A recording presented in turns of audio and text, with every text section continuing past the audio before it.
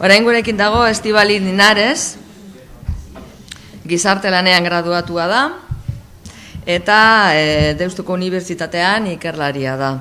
Hain zuzen ere, gizarte balioak ikertaldeko kidea da, eta gaian sakondu du. Guk eskatu diogu hitzaldi honetan bere parte hartzea, zentratzea, hain zuzen ere, sare sozialetan, ez?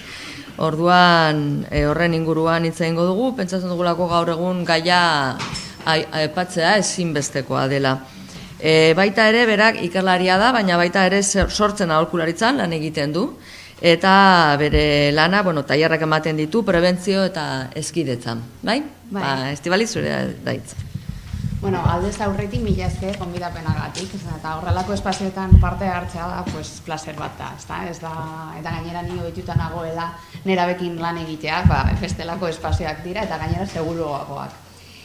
Bestaldetik, baita ere eskertzea Maiderri bere pazientziagatik, eta egon da nire atzean beti plan esti mesedez bidaldo ez dakizer, esti mesedez bidali ez dakizer, eta egon da atzean, eta beti kaos bat bezala, bidali dut hor beratzean, orduan izan da, baita ere eskertzea, eta horrelako jardunaldiak egitea, baita ere lana eramaten du, ezta?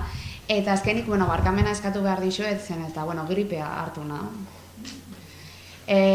Orduan daukat nire energiak dauz euneko gehian, ezta? Eta dopatu egin naiz pizka bat, euneko 30 arte hiltzeko, baina hori, ez nagoela euneko eunean, eta segurenez nabarituko egingo dela momentu batean edo bestean, eta hortatik, baita ere, gizakiak gara eta hortatik gauza hauek gertatzen dira. Non zentratuko naiz edo zerretan oinarriko naiz honi buruz lan egiteko edo mesedez, ikusi dut inprimatu egin duela. Utzi pixka bat, batez ere hasieran zen eta bestela sorpresa guztiak joango dira, bale? Orduan, utzi ez begiratu orain eta gero nahi baduzue jarraitu eta gainera ikusiko alduzun moduan ez da inbeste bertan ipintzen, ikusiko duzuela ni egia da akademikoa naizela, baina gero nire hizkuntzan eta baita ere aurrelako islarietan ez nahi izain akademikoa, orduan bertatik utzi, urtzi albo bateran eta zentratu pixka bat honetan eta hitz egiten ari naizenean.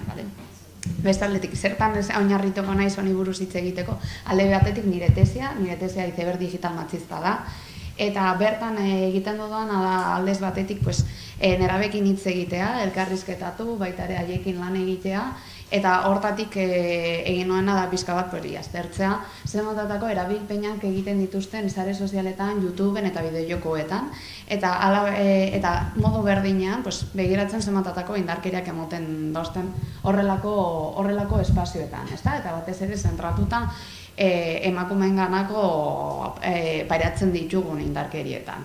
Era berean baita ere aztertzen zer motatako desberdintasunak daude zen erabileran eta baita ere kapazitate digitaletan. Hau da, esaten duguna bigarren eta hirugarren genero arrain digitala esaten dena, ezta? Hau da, zergatik adibidez emakume gehiago ikasten duten informatika mutil baino, edo adibidez zergatik mutil gehiago erabiltzen dute bideojokoak neska baino. Hortatik joan zen nire tesia, baina egia da dagoela kutsu bat edo espazio bat indarkerientzako. Modu berdinean eta bertatik abiatuta orain Deuston eramaten ari gara 3. genero arrakal digitalaren ikerketa bat, eta hortatik baita ere aztertzen dugu motatako erabildez berdinak egiten dituzten bai mutilek eta bai neskek, eta bestaldetik motatako indarkeriak ematen dozten, eta honertan bai elkarburutzeko ikuspegia sartzen dugu, ez da bakarrik emakumeak emakumea izateagatik, baizik eta heteronormatibitatea apurtzen duten pertsona guztiok eta orok motatako indarkeriak sufritzen dozten, eta hortatik baita ere beste ikerketa bat zabaldu egin dugu. Eta hortan ere uste dut oso aberatsa dena, zen eta bai unibertsitatean lan egiten dut, baina baita ere kanpoan eta sortzenen eta sormenaren aholkularitzarekin batera, eta jarrak ematen ditut nerabekin, eta orduan baita ere hortatik zer motatako esperientziak, nola esku hartu, zer motatako estrategiak eraman alditugun nerabekin, eta baita ere, nola tentsio hauek nola kudeatzen dozten, eta zer motatako hor, esango dugu tentsioak daude zen gauza hauek edo arazo hauek kudeatzeko, ezta? Bueno, ikusten dut ia gehienok dekozuela boligrafo bat, ezta? Mesedezatu boligrafo bat. Papertxo bat, edo daukazuen papertxoan, hori izatea, eskoan papertxo bat izatea, ezta? Orduan, ipiniko ditut, hainbat hitz, bale? Eta hitz hori, ipintzerakoan, datorkizuen lehenengo hitza mesedez apuntau, bale? Datorkizuen lehenengo hitza. Lehenengoa da, nerabeak.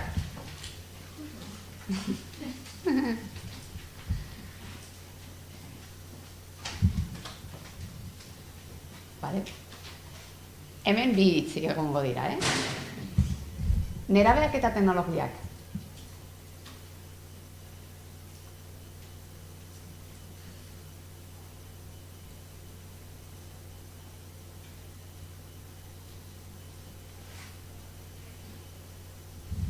Eta azkena, nerabeak, teknologiak eta generoa.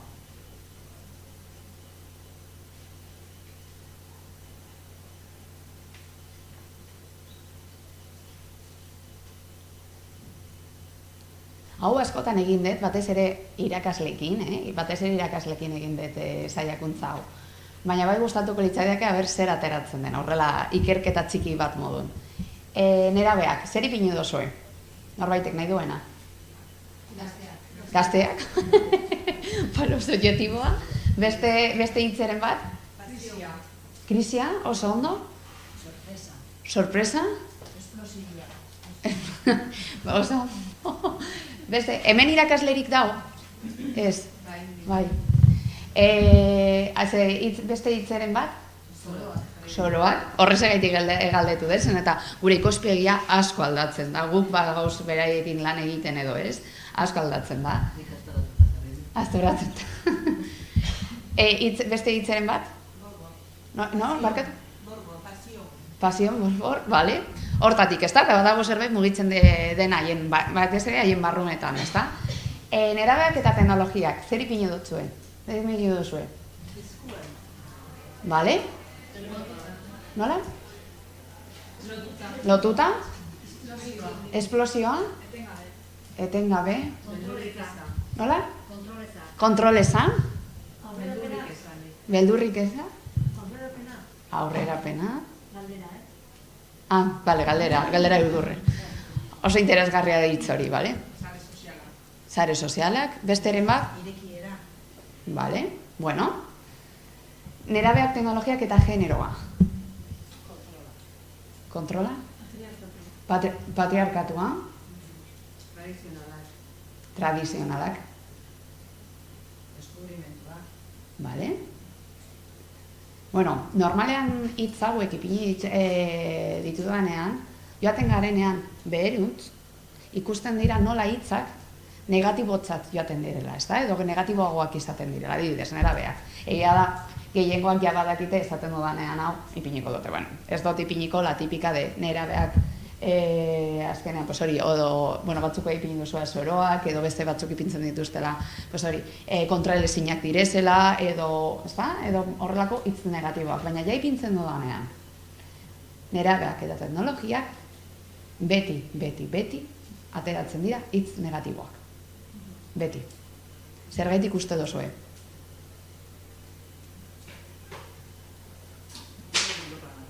Beldurrarengatik? Zer jo? Eta dago? Kontrolatzen ez dugolako. Badago puntu batez ere helduagoak ez naiz hartuko hainbeste niz, eta orain ere hitz egingo du nire garaikoei buruz, ezta? Baina egia da helduagoak direnen artean, ezta? Osea, azkenean teknologiak sartu dira, baina sartu dira bapatean. Osea, ez digute inork galdetu. Oie, gustatuko litzaizuke adibidez telefono bat izatea, edo mugikor bat izatea, ordenagailua izatea, ez. Izan da guztiz inpostatuta. Eta inposizio eta obligazio horretan, gu poliki kudeatu egin dugu, eta ahal izan dugun moduan, eta ahal izan dugun nien neurrian, teknologi horiek, ezta? Hortan, zer gertatzen da, azkenean, ez da gurea, ez da gure propioa, ez da gure kulturaren propioa, baina geren arabentzako eta gazteentzako, bai. Haien kulturaren parte dira, txikitxoetatik, eta batez ere orain, 12-13 urtekoak, jadanik txikitxoak zirenean, zeuden teknologiekin, ez da? Bai bideojokoen bitartez, bai ez dakit tabletaren bitartez, zeuden 1000 aukera teknologi bertan bizitzeko, ez da? Baina egia da, gertatzen dena, eta honekin lotuta bai lehen aipatu den moduan, hemen egon da kazetaritza eta komunikabideak nola bultzatu egin duten kudeaketa hau. Begiratu, nahi dutxuen, baina nahi duzuen iragarki edo berri, nahi duzuena, hartu nahi duzuen berririk. Baina bertan hartuko duena da, zein txarto erabiltzen duten teknologiak enedabeak, beti. Edo begira zemotatako arriskoak dituzten, edo begira zer egiten duten, eta begira, fokua zertantzen dugu puntu negatibo batean. Orduan, ikusten ari dena da, azkenean, belo bat ipintzen digutela, eta badirudi dena supernegatiboa dela, baina hor aurrera pausuak badaudela, nik uste dut baietzeko horri buruz eta ere hitz egitea oso garrantzitsua da, ezta? Zen eta alde batetik nik nerabekin lan egiten dut, ia aste osoan, ezta? Eta nik ikusten ditut aurrerapenak. Egia da, puntu tradizionalak eta esango dugu, betan daude erronka oso tradizionalak direzenak, baina beste alde batetik badauz, beste puntu oso kontraesankorrak direnak alde batetik, eta beste aldetik oso aurrerakoiak direzenak, ez da? Dauzkate adibidez youtuberrak, orain, youtuber ziberfeministak direzenak, eta hori nire garaian ezinezkoa zen hori ikustea. Edo adibidez ez dakit bilatzea, ez dakit zer informazio, edo ez dakit zer bloga, eta daukate behar duten informazio guztia. Baina non dago arazoa? Filtrazioetan eta atzean dekogunean, ez da? Zen eta azken finean generoa, eta orain zentratzen generoa da gure eraikuntza eta barneko eraikuntza, hemen daukaguna. Zen eta generari buruz hitz egiten dugunean, azkenean badirudi zerbait abstraktua dela, zerbait inposatuta, baina egia da sistema patriarkalak edo heteropatriarkalak gauzatu eta bermatu egin duen eraikuntzak direzela. Baina hemen geratu zaizkigunak. Eta da nola konportatzen garen, nola pentsatzen dugun, nola, ez da, zemotatako harremanak izaten dugun, eta azkenean nerabeak egiten dutena da ikusten dutena. Ordan, atzerantzagoaz, nik uste ez. Egia da, oraindik ere zenbait erronkak ditugula. Zergatik zen eta, 10 urteetan aldatuko dute guztia. Ezinezkoa da. Ezinezkoa da 10 urteetan nerabeak eta gainera zemotatako prozeduraten pasatzen duten nerabeak justo momentu hortan pisu bat gehiago emotea haien motxiletan. Zen eta gainera badirudi, izan behar dutela, sistemaren kontrakoa guztia, ez da? Orduan, ostras, ja batzuetan asko dute bakarrik bere burua ulertzeko, gainera gauza gehiago eskatzen diegu. Eta beste aldetik, ez da? Teknologiak orain dela asko ezartu egin ziren, Nik adabe nire garaia 20koa da.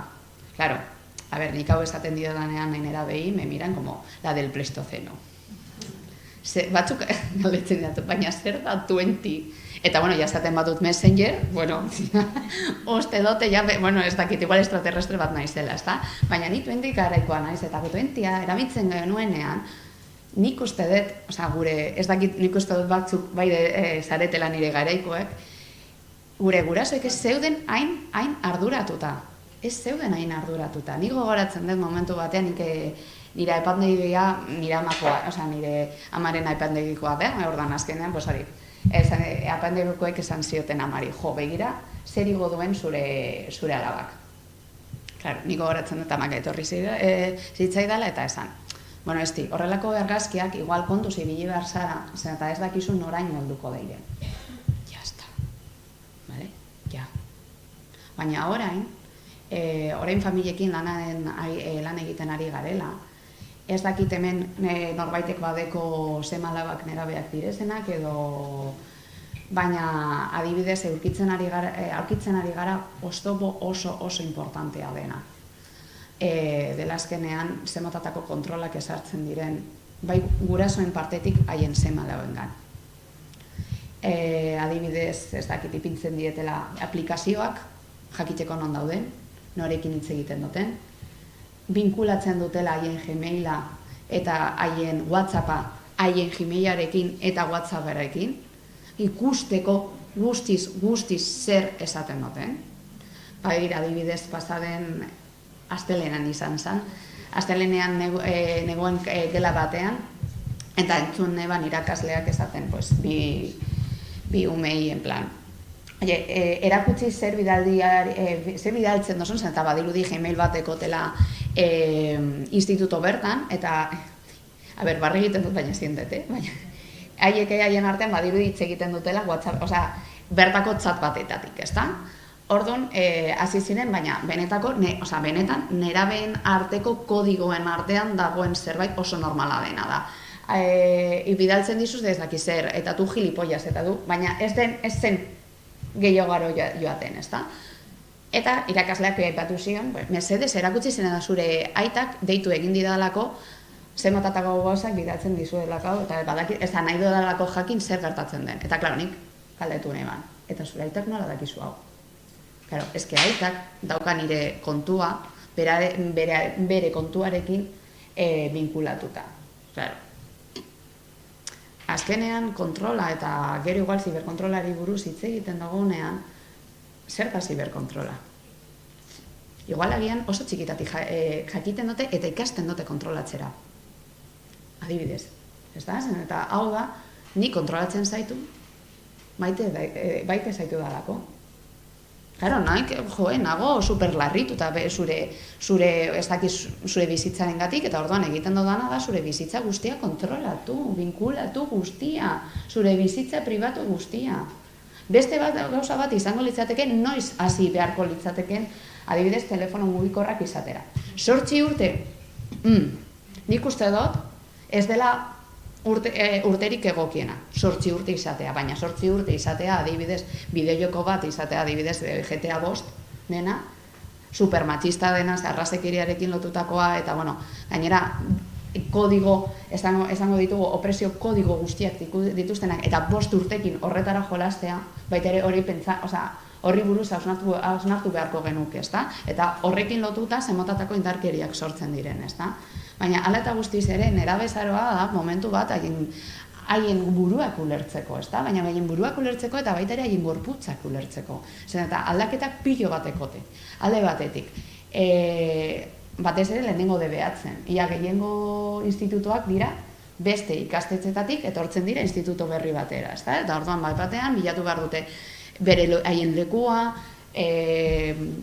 lagun berriak, non ubikatzen diren, ezta? Eta hortatik azkenean esplotatuko diren eta esplosioa epatu duzu, ezta? Azkenean dena aterako da, ezi egin duten eta atzean dagoen guztia batean aterako da momentu hortan zen, eta haien lekuak bilatuz asimetri podereak agertuko egin dira haien artean, eta horrela klase bertan jerarkiak dauz, ezta? Adibidez, nik beti esaten diet, ezta? Adibidez, astelenean berton, geuden praktika bat egiten, eta esan ni, neskak alde beti galdetzenean ondo sentitzen diren, neskak alde batetik eta mutilak alde beste aldetik banandu zen, eta nahi nuena zen gorputzaren dimentsioak lantzea, horrezagatik, ezta? Eta kontestu horretan, nengoen neskekin letuta, bilduta eta lan egite. Nola uste duzue zeudela mutilek? Nola konportatzen? Nik neskekin nengoenen bitartean. Pintzatu zuen klaseetan. Oiukatzen, batzuk ere olkiak botatzen, ezta? Haien artean jotzen, batean, bronka botanien, joan nintzen haien ganak, eta nola zeuden neskak. Isilik, itxaroten. Eta hori batez ere lehenengo mailetan, gero poliki hau moldatzen doa, baina batez ere lehenengo mailetan, nerabezarren lehenengo mailetan, hori oso nabaria da. Zergatik zen eta lehenetik ikasi dutena ateratzen dute eta dal bere lekua bilatzea. Eta azkenean daukaten galdera horiei erantzutea. Eta daukaten azkenean kodigo eta arraigo guztiak bertan atzen horre botako dute, ezta? Hortatik, haien kulturan bertan, azkenean kulturak desberdinak, seguruenez zuen generazioetan egongo ziren beste instrumentu batzuk, seguru, edo instrumentu egongo litzateke igual agian telebista, irratia, ez dakit, segun eta zein generazioan, baina kulturak izango litzatekela, ez da? Osea, kultura desberdinak. Nire kulturan izan zen adibidez 20, fizika o kimika, ojito kon fizika o kimika, ez da? Zamatatako mesoak bidaltzen ziguten, eta adibidez bortzaketak guztiz normaltzat hartzen zituzten egoerak batzuk ipintzen zigutena, eta, ni hemen nau, ez da? Eta hortatik ekoitza bere kultura eta bere generazioa bere kultura deko, ez da? Baina zein da haien kultura edo bertako kultura teknologia lotuta, guztiz lotuta. Eta zein izango litzateken haien hiru erramintan garrantzitsuak, alde batetik izango litzateke bideojokoak, beste aldetik YouTube orain nerabei buruz eta baita ere gazteei buruz hitz egin nahi badegu, YouTubei buruz hitz egin behar dugu eta YouTuberrei buruz. Dira haien erreferente berriak. Haien erreferenteak dira. Orain adibidez, galdetzen direzanean adibidez. Zer ikusten duten gehiago telebista edo YouTube. Baita ere ulergarria da. Zer, azken finean, YouTubeen susartzen zara erabiltzen dozu. Zer nahi dozun, ez da? Eta super. Azkar daukazu zure nahi dozun informazioa. Eta beste alde batetik sare sozialak, ez da? YouTube esaten dute 10-tik 8 ikusten dute. Osea, da haien eguneroko erreminta bat, bideojokoetan desberdintasun handia dago, zemotatako erabilera egiten duten mutilen eta nesken artean, mutilak batez ere erabiltzen dute, egunero esaten dute, egunero jolasten dute 10-tik 8 mutil, aldiz nesken artean 10-tik 2. Nahiko desberdintsua da, ez da, erabilera. Eta gero, beste aldetik sare sozialak dendenak erabiltzen dute, ez da? Dendenak, uneko, bai, epitzen zuen, eneko 98, baina, bueno, ia gehiengoa. Zeintzuk dira erabiltzen dituzten gehiengoak? Pues da, alde batetik WhatsApp, orain TikTok, asko erabiltzen dute TikTok, beste aldetik, orain sartu da eta horri buruz hitz egingo dugu gero, F3 berri bat, bai. Snapchat ya ez dute erabiltzen, Facebook es para las señoras y señores mayores. Ez dut esango estaten duten beste hitza, baina imaginatu aldezakezue. Eta Instagram. Insta da, haien bizitzaren parte, ez da? Eta gainera esaten didate, azkenengo urteetan edo azkenengo urtean gehiago erabiltzen dutena. Instagram, WhatsAppa baino. WhatsApp erabiltzen dute batez ere, haien familiekidekin hitz egiteko, eta aldiz Instagram ligatzeko, ezta? Eta baita ere, haien erlazioak mantentzeko, batez ere erabiltzen dutena da Instagram. Da, hor, ubikatzen diren likua eta gainera baita ere pentsatu haiek erabiltzen dutela zen eta batzuetan esaten dute baita ere ikerketan eta niri baita, ezta? Amak Instagram egin du. Eta gainera jarraitu nahu, como en plan, me muero. Bai, haientzako da sartzen ari dela haien kulturaren parte eta haien momenturen parte, ezta? Orduan, azkenean bilatzen dute leku desberdinak, bilatuko dute leku desberdinak, eta ez bada Instagram izango da beste bat, ezta? Orduan, haiek ulertzen dute Facebook, dela haien gurasoentzako eta haien bidea izango da Instagram. Eta gehiengoak, jakin ezazue, blokeatzen dutela ama eta aita. Osea, ez dute nahi ama eta aita Instagram bertan izatea. Zuek jakin ezazue, baina, bueno.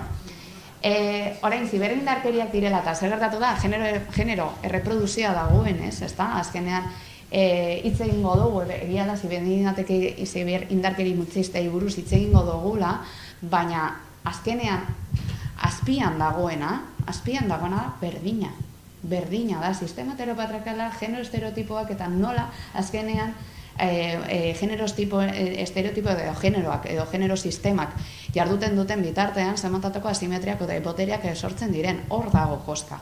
Eta hori izango da, zer dagoen azpian, zer berri aipatuko dut nik, azkenean zer motatako prozedura berriak eramaten diren, baina atzean dagoena da berdina. Da berdina, ezta? Baina zer esaten dute ikerketek, edo leheneko ikerketek, batez ere, zantratu egin direna da, hori zematatako indarkeri motak ematen diren interneten bertan, ezta? Eta super deskriptiboak direzenak. 120, 150 indarkeria egin du edo modu batean edo bestean erasotzen diren, edo zemotatako indarkeri mota daudezen bertan, oso deskriptiboak. Zer gertatzen da, ez dutela inoiz, ez dutela onarte arte, ez dutela zentratu zemotatako kodigoak daudezen atzean, ezta? Eta azkenean egin irakurketa baita ziberfeminista esan aldezakeguna eta baita ere genero ikuspuntutik eta elkargurutzetako ikuspegitik egin behar duguna, ezta? Zen eta azken finean bertan dagoena da erlazioak eta erlazioak daudezenean beti dago genero sistemak eta beti daude opresio sistemak. Eta hortatik ez badugu hori ulertzen, egingo duguna da deskribatzea. Orduan, zer esan dute? Europa mailan esaten dute, 20-tik 140 dagoela horrelako indarkeriak nerabeen artean, eta hemen estatu mailan esaten dutena da 152. Gero, barnean zer esaten duten, eta inkestetan zer esaten duten, ez dagoela inbeste desberdintasunik mutilen eta nesken artean, baina, klaro, eske zer neurritzen dugu? Zer da neurritzen duguna? Claro, igual agian ez badugu bertan edo atzean dauden kodigoak aztertzen, azkenean emango diguna da ikerketa askok aipatzen dutena. Orain, neska gehiago ziberkontrolatzen dute mutila baino. Baina zergatik, zer dago atzean, ezta? Zergatik kontrolatzen dute gaio, eta zemotatako kontrola esartzen duten, ezta? Orduan, bestaldetik badauz beste batzuk eta orain dela gutxikoek bai esaten dutela, desberdin, bai ez tendentzian, ez dela hainbeste nabaritzen, baina bai zemotatako indarkeriak pairatzen duten. Hor bai dagoela desberdintasuna. Eta batzuk esaten zoten, adibidez, sexualitatearekin lotutako indarkeriak pairatzen dutela batez ere neskek, eta baita ere bere gorputzaren gatik. Hor arte heldu ginen. Zer gertatu zen, adibidez, bai estatu batuetan eta erresuma batuan egon direla hitz asko erabiltzen eta segurenez entzun dituzuenak ez da sexting, sextortion, grooming eta horrelakoak, ez da? Baina orain eta horri buruz hitz egin nahi doana da azkenean, ondo dago horrelako hizkuntzak erabiltzea eta supermodernoa geratzen dela, baina benetan ez duela ikusterazten zemotatako arazoa dukogun atzean. Oso modernoa da, sextingari buruz hitz egingo dugu, baina zer da sexting? Benetan, ez da? Zer dago atzean, zer pairatzen duten, zergaitik ematen den, ez da? Eta ez du ikusterazten, badirudi, indarkeri berri bati buruz hitz egiten ari garela, baina ez da indarkeri berri bat. Da kanal berri bat. Orduan, horrezagatik ziber. Baina, zergaitik hitz berri bat, jadeko beste hitzak. Zergaitik eraiki berri bat, eta gainera, euskeratik edo gaztelaniatik ikusita, ez da? Zergaitik berriro ere esango dugu hizkuntz imperialista bat eramango dugu gure artean adibidez estina dela, eta ez da? Igual agian gure hizkuntzaren artean aurki aldetzakago beste hitzak. Eta hori ikusterazten dutenak, ez da? Horrekin lotuta, egia da, eta esaten ari naizen moduan, dagoen atzean, indarkeriaren atzean dagoena, azkenean kodigo eta esango dugu eta estruktura berdinak direzela, baina egia da plataformak eta kanalak berriak direla. Baina plataforma eta kanal berri horietan, badaude faktore batzuk hori edo indarkeri hori indartzen dutenak.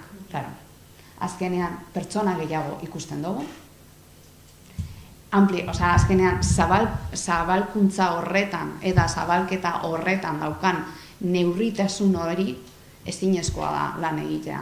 Eta, nola pairatzen duzun indarkeria gehiago izango da. Ez da berdin adibidez lehen, igual gela batean gertatzen zena eta gelan geratzen zena, zuk institutotik kanpo joaten zinen eta, bertiteko zu hor gainean, motxilaren gainean, zure burmuinan zer pairatu egin dutxun, baina gero joaten zara eta igual espazio seguruago batera joango zinen. Orain ez hor zaude beti.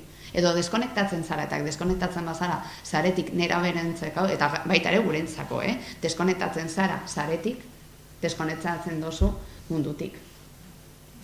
Eta azkenean gertatzen dena da, ezin zara deskonektatu. Eta indarkeria bertan dagoela, eta gainera oso simbolikoa dela. Oso simbolikoa da. Zen eta hori ikusten dozu une orotan lehen hitz bat zen eta hitza azkenean ez dakit.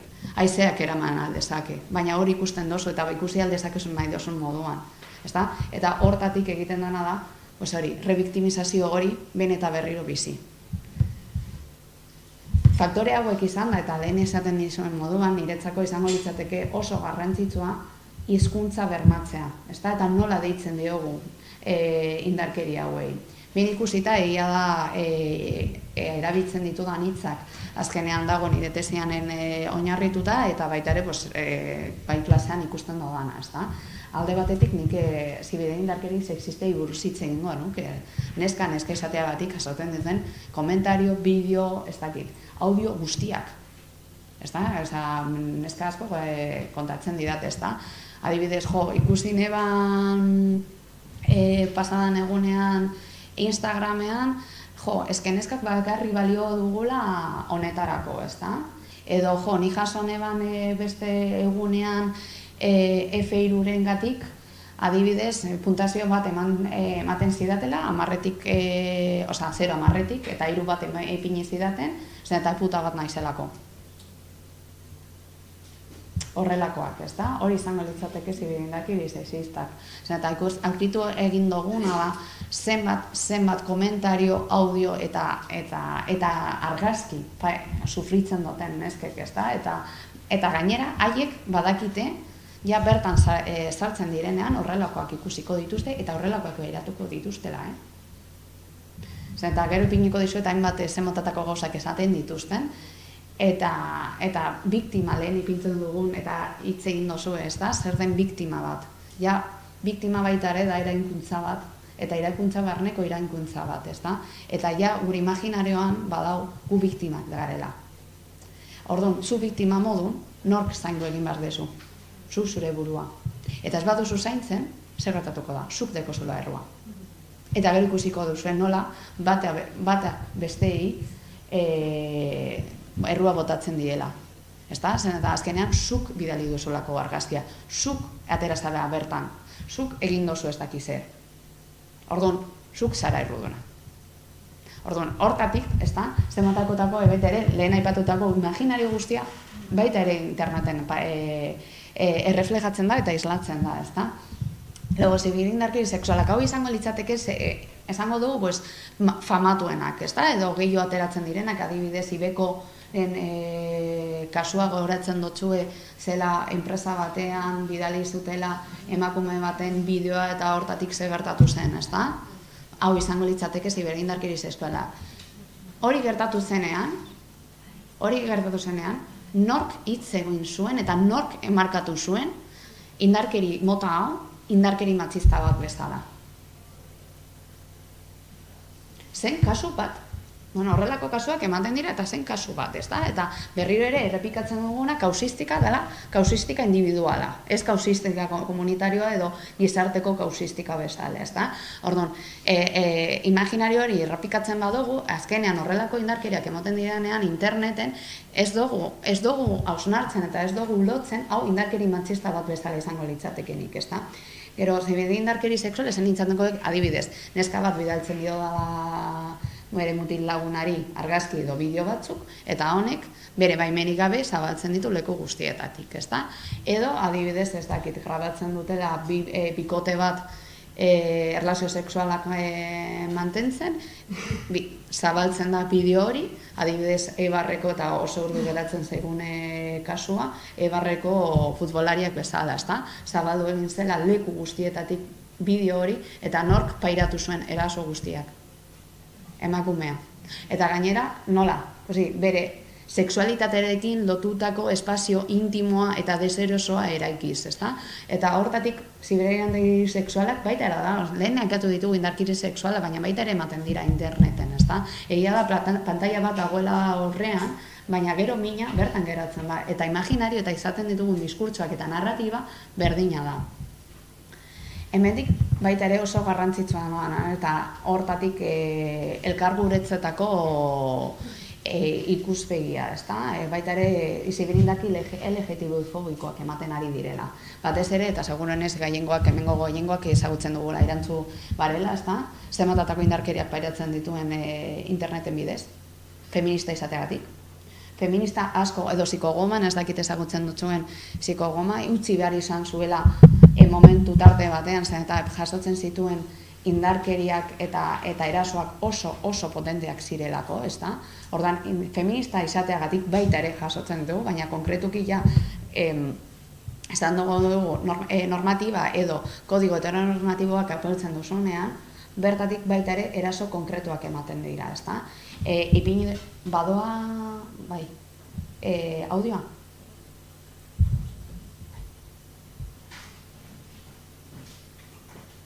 Vale, a mí me he cortado el pelo y no estoy muy acostumbrada, no sé cómo gestionar esto. Hola, soy Yellow Mellow y sí, como veis en el título de este vídeo, vamos a leer algunos comentarios no muy agradables que me dejan a veces en los vídeos. El motivo por el cual hago este vídeo no es otro que echarnos unas risas, así que vamos a ver qué clase de barbaridades me dicen en este canal. No sé si estoy preparada aún. A ver, tengo un poco de miedo. Empezamos. ¿Qué pendeja eres? Bueno, ok, empezamos flojo, empezamos suave, para entrar en el terreno suavemente y que no suponga un choque. Bien, yo esto lo llevo bien. Vomito con este vídeo de retrasada.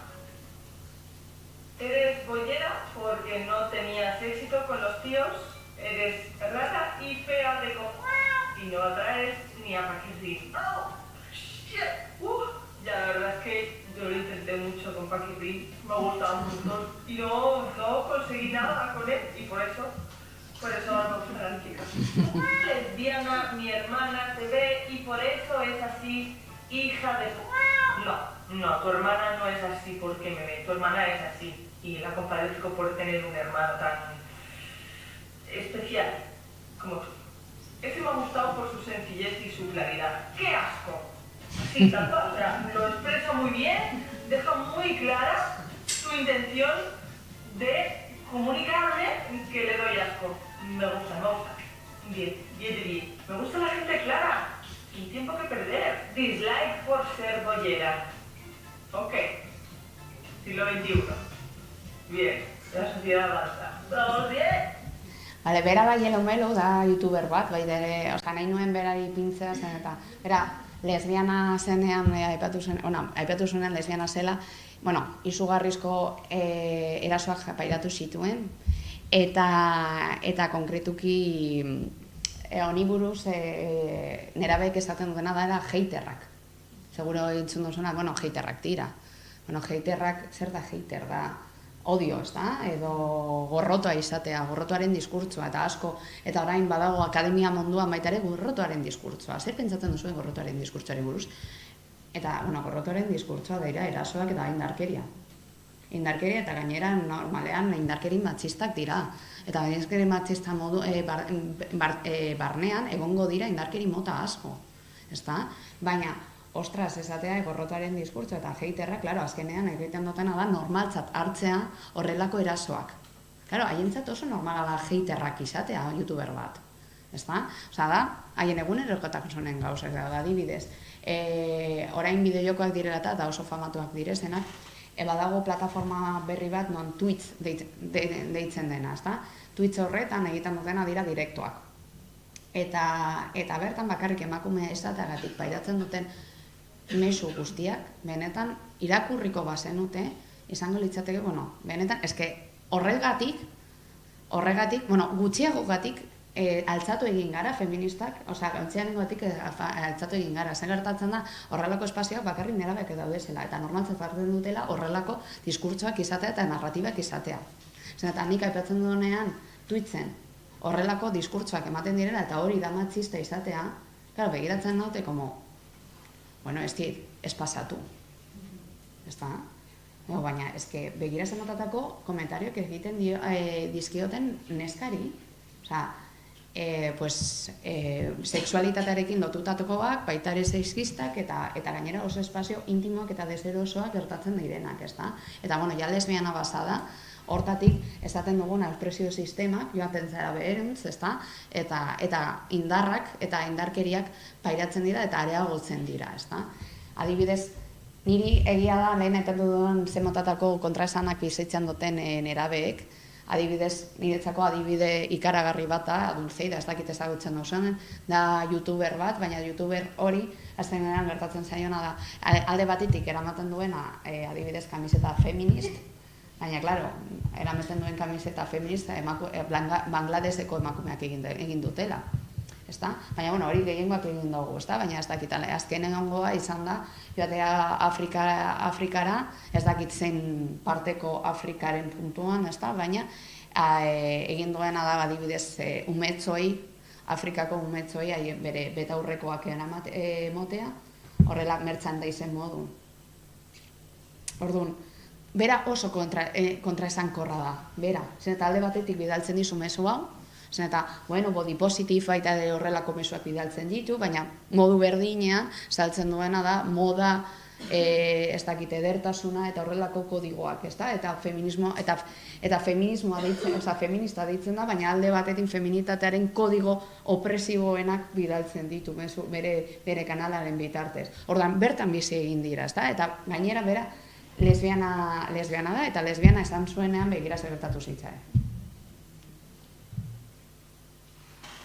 Lo hago. Se me ocurrió hacer este vídeo cuando subí el Kiss Challenge con mi novia, ¿vale? Que tiene más de 2 millones de visitas, pero que quería que tuviera las de verdad, las de vosotros, las de los que me seguís cada día, que no las que tiene, porque empecé a leer los comentarios y he de decir que a mí no me afecta para nada y menos esos comentarios, ¿vale? Porque para mí es gente que tiene un problema, entonces son cosas que me molestan. Odio a la gente homófoba y odio que exista la homofobia, odio que haya gente tan cerrada de mente que no pueda entender el amor, que al final el amor lo que nos da es poder ser felices, poder vivir, el amor es el motor de todo. Sin amor no existiríamos. En el vídeo aparte de vuestros comentarios, muchísimos comentarios eran lesbianas, como si fuera un insulto. Lesbianas de mierda, putas bolleras, qué asco me dais, estáis enfermas, así, un etcétera muy largo. Y luego, esto es porno, me he hecho una paja, qué cachondo me habéis puesto, o sí, dale, nena. No quiero hablar mal, pero es que es un tema que...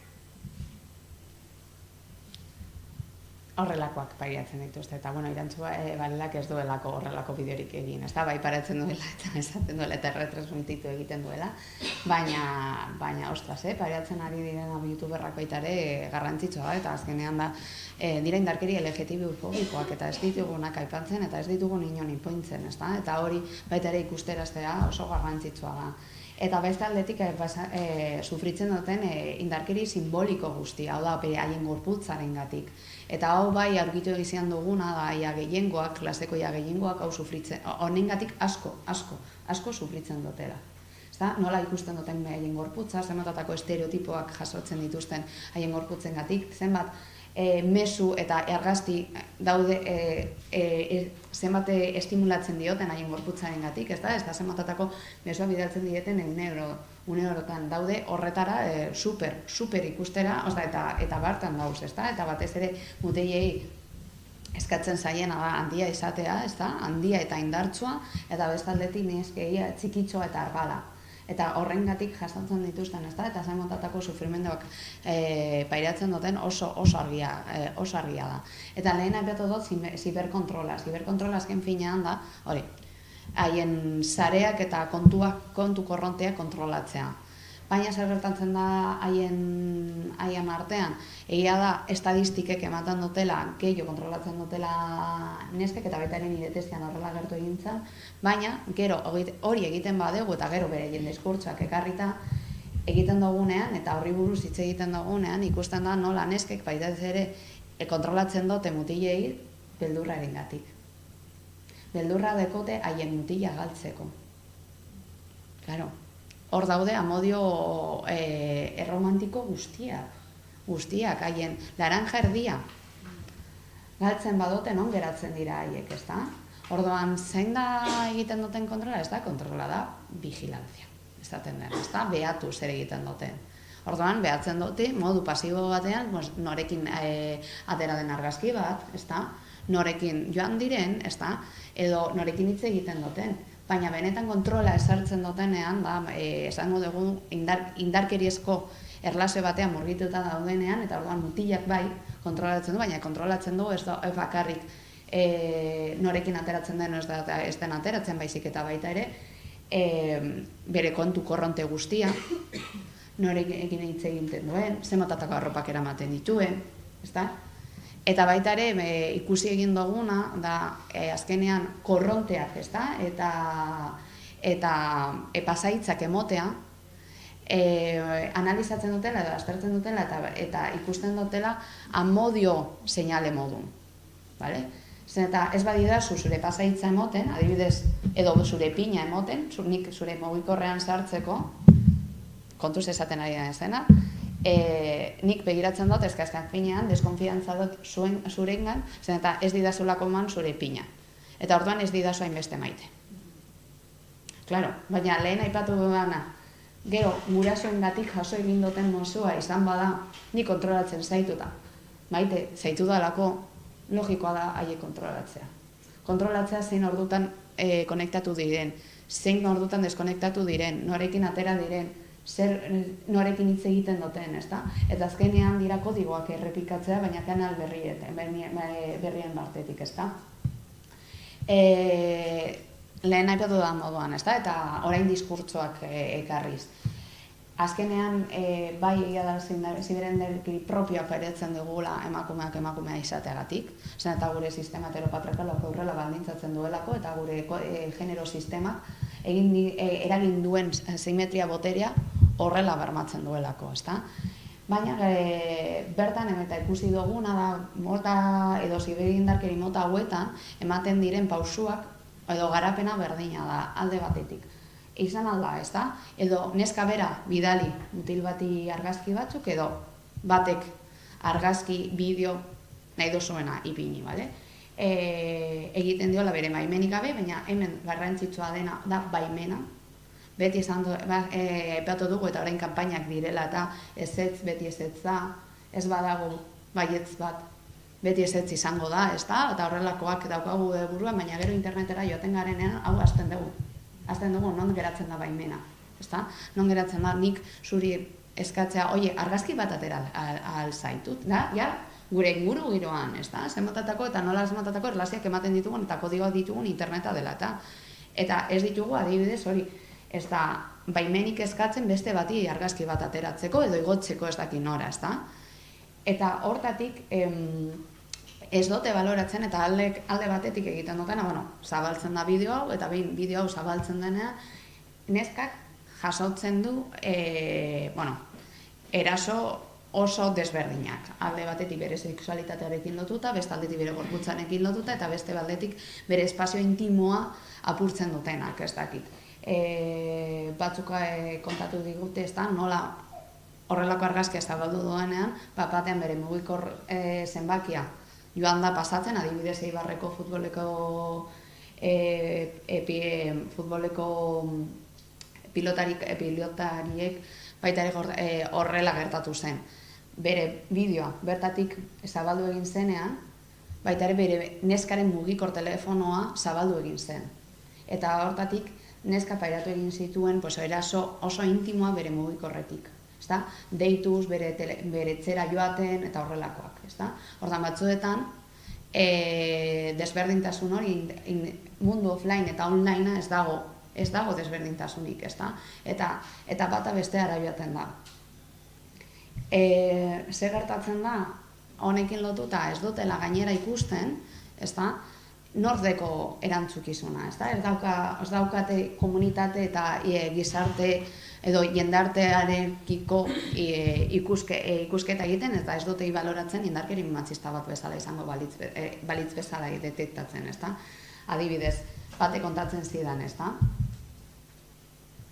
A ver, es que antes había una chica en clase, luego se fue, y hablaba siempre con mogollón de chicos, que ni les conocía.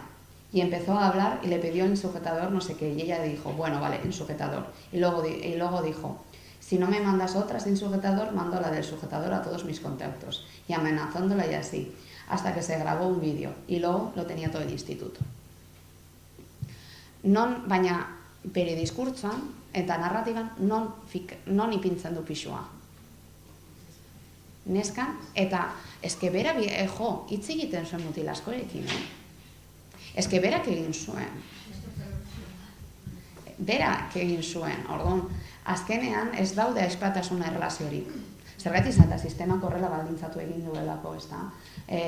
Azkenean gu emakumeen artean horrelako aizpatasuna erlazioak bermatzea ez dugu jakin nola egin, ez da? Eta ez digute erakutsi, eta hortatik oso erraza da beste ere atzamarrekin seinalatzea eta esatea zu zara egin dozuna eta zu zara erruduna eta gainera egiten dutena baita ere da nik ez naiz zure parekoa. Bera izan dala tonta, ez da, adibidez. Neskak esaten zuten, ez da? Vale, yo entiendo que te las hayas sacado, pero entonces asume las consecuencias. Que ha sido un poco tonta por mandar la foto, ¿no? Yo opino que la chica ha sido tonta por mandar la foto, porque si quieres que te vea desnuda, vas a su casa y te desnudas y punto. Claro, azkenean gertatzen dena da, claro, gero familiekin hitz egiten dugunean, konturatu gara, lo del tonta zen, eta nik harritzena zitzaidana zen, zergaitik neska guztiek errepikatzen dute berdina. Ha sido tonta, eta non ipintzen dugu horrua baita ere, ezta? Baina, gero, familiekin hitz egin eta ipintzen nienean horrelako kasu bat, zer uste dozu esaten zutela, gurasoek? Jo la mato. Horrelako gauza bat egiten badu, jo la mato.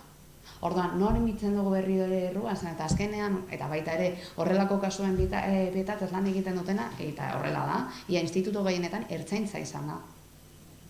Delitu ikuspugetik elandu egin dugu. Orduan, delitua egiten dutena da, zuk pertsona bezala zaindu egin bezala sare sozialetan. Zuk ez besteok zaindu behar dizugu. Eta ezin dugu besteon adibidez argazki edo bideoak pasatu. Hori ez digute irakatzi baizik eta zuk zaindu egin behar zarela. Orduan berriro ere fokua pintzen dugu bertan, ezta? Eta beste aldetik, esaten dutena, batez ere bidaltzen dutena, mutilek dira. Dira mutilak.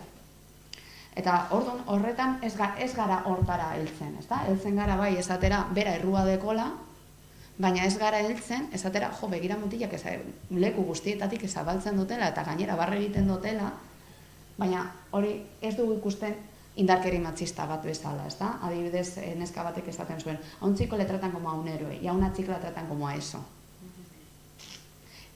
Mutil batek.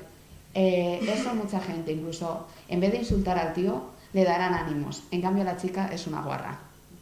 La tía es una guarra porque está follando con un tío en la calle. Al final, todos pensamos que ella ha sido un poco suelta. Horrelakoak manten dira, ezta? Eta ez dago pentsatzen, eta azkenean, non eta genero estereotipoak nola zein zentratuta dekogun eta zein barneratuta dekogun, ezta? Eta beste aldetik eta baita ere apaitzeagatik lehen aipatu ditut Instagrama dela ohikoena, baina horrelako erasoak batez ere eta zuek jakin ezazuen lehen aipatu dudan nerabek bilatuko dituzte haien leku propioak eta bilatzen dituzte. Igual Instagram dekogu lokalizatuago edo WhatsApp, baina badauz beste batzuk esaten dena pasaden urtean diskrazen, orain dela 2 ask, urte honetan F3. Osea, hau da segun eta zein dagoen modan, Baina horrelako plataformak eta guztiak daukatena berdina da, zuk hitz egin aldezakezu, anonimo modun, eta orduan, ez dakit, egiten dutena batez da puntazioak emotea, zer emango zenioke nereari, 0tik 10. Eta, azten dira asko, anonimo modun, hitz egiten. Nik 3, ni 2, ez dakiz zer, ezta? Eta horrekin lotuta, agresio eta eraso handiak pairatu egin dituzte, ezta? Zer bertatu da honekin, nik esaten dio dana, baina hori sufritu, min egin dizu. Horrek, min egin dizu, eta esaten dute, jo, bai, baina azkenean hor denok sufritzen dugu, ezta? Denok jaso egin dugu horrelako erasoak. Ordan, ez dira inoiz bertatik ateratzen. Ez dute inoiz laguntza eskatzen. Eta azkenean bentsatzen dute hori ez dela inora joango eta batzuetan arrazoia dekote. Eta daukagun legearekin oraindik ere hau ez da baldintzatzen eta gainera badakizu genero indarkeria nola dagoen baldintzatuta eta legeztatuta eta zenbat berrikusi egin behar dugun, imagina horrelako indarkeriak direla eta ez da. Nik daukat kasu bat orain dela 6 urtekoa, neskak grabatua izan zen espazio publiko batean, erlazio intimoak mantentzen eta bideo hori zabaldu egin zen leku guztietatik, baina leku guztietatik eta hortatik, izan zituen erasoak edo ziberre indarkeri sexistak eta sexualak oso markatuak izan ziren eta potenteak, berak denuntziatu egin zean bai grabatu zuenari eta eta horrelako mesuei ez zeitzaien ez ebez gertau, eta grabatu zionari bakarrik 1.000 euroko isuna bat errendu behar izan zuen. Eta epaitegian egon da, 5-6 urte. Orain dela gutxi atera zen.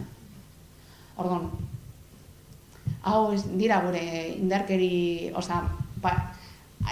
antzinako indarkeriak, baina kanal berrietan, eta ez dira inon sartzen, eta ez dira ikusterazten, ezta?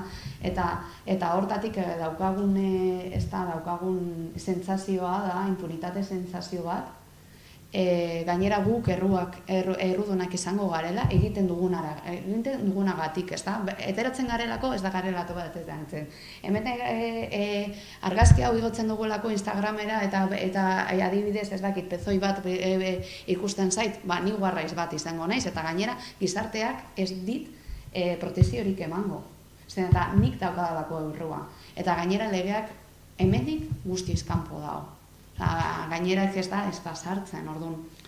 Oraindik ere, dauzkagun egoera, egia da larria dela. Nik ez dut ikusten hainbeste larria izango denik egiten duten jokaerak, zen eta azkenean jokarek izan ditugu gure generazio desberdinetan, baina bai zein egoeratan ipintzen diegun. Eta non dauden, ezta? Eta zein gutxi protekzio ematen diogu batez ere neskei, ezta? Eta bertako erasoi jasotzen dutenei. Edo adibidez feministei, ziberfeministei, zer egin aldoten, horrelako eraso hain sutsua bizitzen dutenek. Gehiengoak azkenean amaitu dute psikologo batean. Iazta, bere prozedura individuala ematen eta gainera ez da sartzen, ez da instituzio publikotik. Claro, psikologoa da instituzio, da errekurtso pribatu bat. Orduan, azkenean, hau zer baldintzatzen du, da gurpil soro bat, nola ateratzen gara bertatik, ezta? Eta gero baita ere, arrazakerekin lotutako eraso guztiak, ezta? Elkargurutzatzea suposatzen du presio guztiak elkargurutzatzea, eta hortatik badauz mota astokotako erasoak, pairatu aldezakegunak. Ez bakarrik eselik emakume zegategatik, baina gainera emakume beltza banaiz, gehiago, ezta? Edo emakume raziala banaiz, edo emakume gainera ez dakit lesbiana banaiz, gehiago, ezta? Orduan, hortatik baita ere ikusteraztea zematatako indarkeriak ematen diren. Eta zer egin aldezakegu honena hau ez ekiditeko, lan egiteko, ezta? Edo aztertzeko, egia da sarean desberdintasun handia sumatzen egiten dela, indarkeriak dauz, opresioak dauz, eta hau horrela da, zen eta gure gizartea horrela delako, eta sistema heteronormatiboak bilatu egin ditu, beti bilatu egin ditu bide berriak, eta hau da bide berri bat, horrelako botere asimetriak baldintzatzeko, eta izango da beste espazio bat, bai? Baina hala ere badauz, eta oso garrantzitsua da, batez ere nerabekin egiten dugunean lan, oso garrantzitsua da ikausteraztea zematatako indarkeriak emoten duten, edo egiten duten, baina baita ere alternatibak berriak emotea. Zer eta dena deserekitzen badugu, dena dudatan ipintzen badugu zerekin geratzen dira. Ezta? Ez badiegu alternatibak emoten, edo beste eredu berri batzuk emoten, oso zaila da eraikitzea gauza bat edo eraikitzea haien identitatea.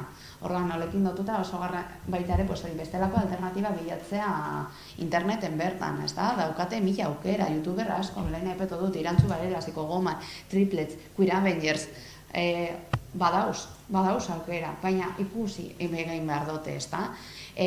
Bestelako, ez dakit, gorputzak Instagramen bertan badau, nik orain buratzen zaizkit batzuk, ezta? Eta zemotatako gorputzak anitzak emoten dituzten. Edo adibidez, Desirebela, dela emakume bat, emakume razializadaz direla eta zemotatako ere opresioak bizitzen duten, ezta?